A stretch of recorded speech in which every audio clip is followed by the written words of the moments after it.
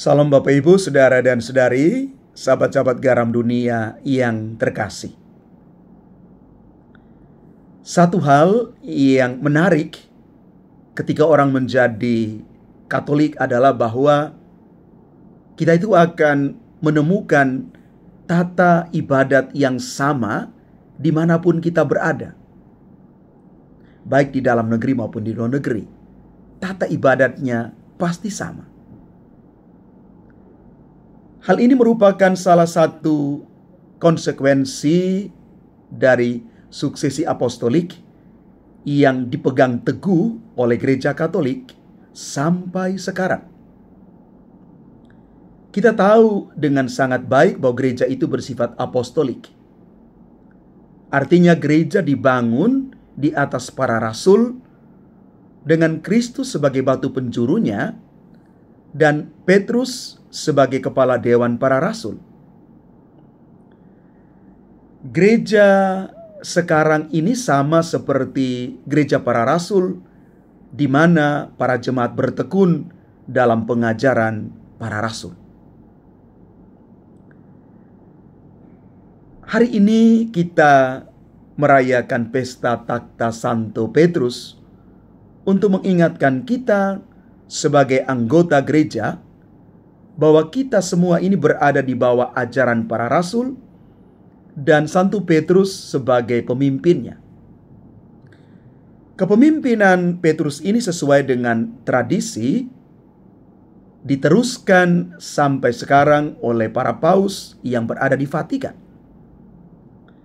Sebagai orang Katolik, kita meyakini bahwa Yesus mendirikan gerejanya di atas Petrus sebagai batu karang dan alam maut tidak akan menguasainya. Kalau kita baca dalam teks aslinya, dikatakan bahwa pintu-pintu Hades tidak akan menguasainya. Hades di sini dipahami sebagai dunia orang mati dan berada di bawah bumi.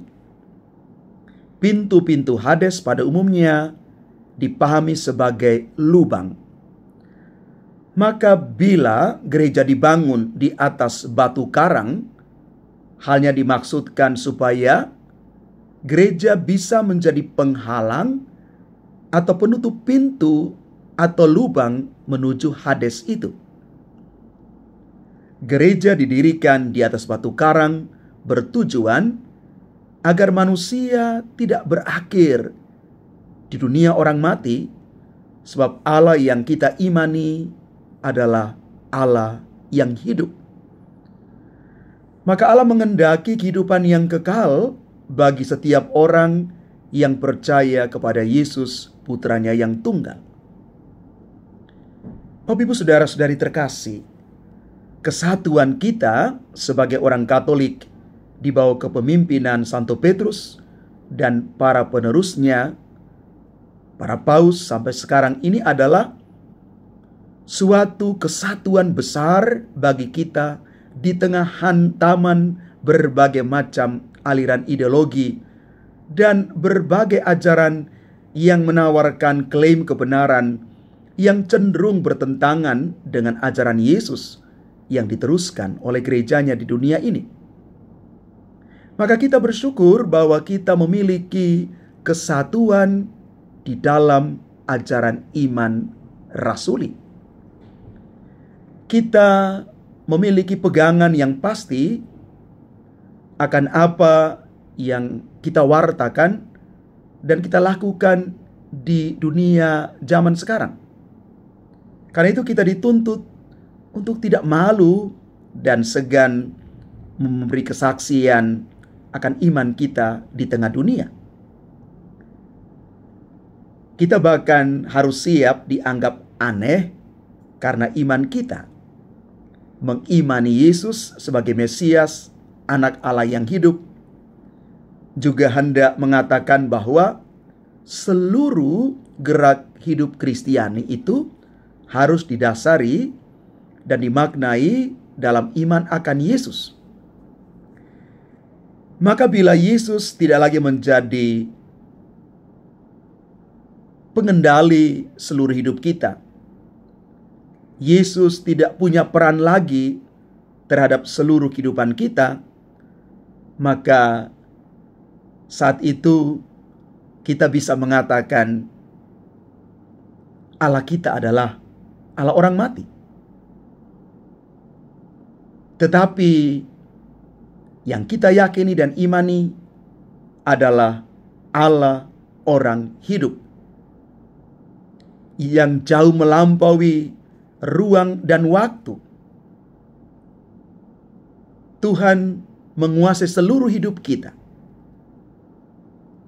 Maka sekali lagi tugas kita sebagai orang-orang terpanggil di dalam Kristus adalah menunjukkan kepada dunia bahwa hidup yang sejati itu hanya bisa diperoleh lewat ketaatan kepada ajaran Yesus Sang Mesias.